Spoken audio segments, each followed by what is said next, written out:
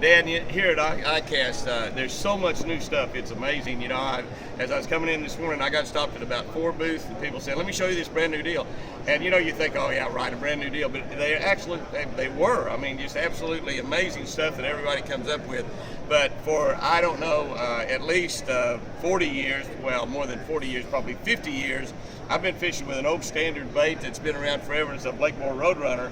And this is a Crappie Thunder. We've actually, and I'm going to tell you what, this is not new. We've had this bait for a long, long time. I guess the Crappie Thunder has probably been around about 5 or 6 years. I've been catching fish here lately as it gets into the summertime on a 16th ounce.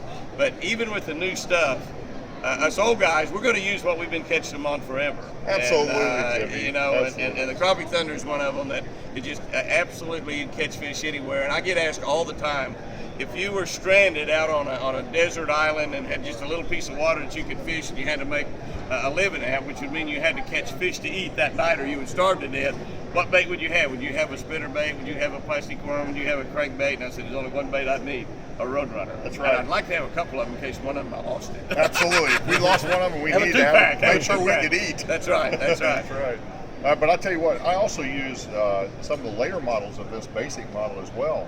The Pro Series and the Pro Series 2 models have different hooks on them, and they also have a bigger hook on them. And then some have red hooks on them so that you can have the red a little bit different. The blades at times. Is it? And you know how red is when it gets to after cold fronts. Oh, I love the red hooks, the amazing thing about that red color, and particularly fluorescent red, is that after a cold front, for some reason, I'm not smart enough to figure it out, but for some reason, I seem to bite that fluorescent red head better than any other color. So any red you have on a bait, the two basic colors that fish can see better than any other thing in most shallow water applications is red and blue.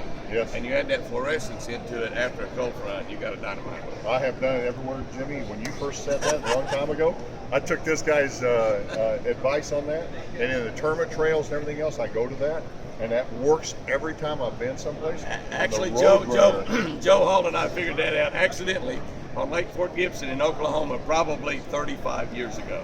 And it's been working ever since. I still can't explain why, but it doesn't really matter. It doesn't matter. It works. And a Roadrunner is the way you want to go with it. Make sure you check out the Crappie Thunder. You check out the Pro Series and the Pro Series 2. Take a look at some of the new baits they've got out there. This works, doesn't it, Jimmy? Absolutely. Anywhere you go, saltwater, freshwater.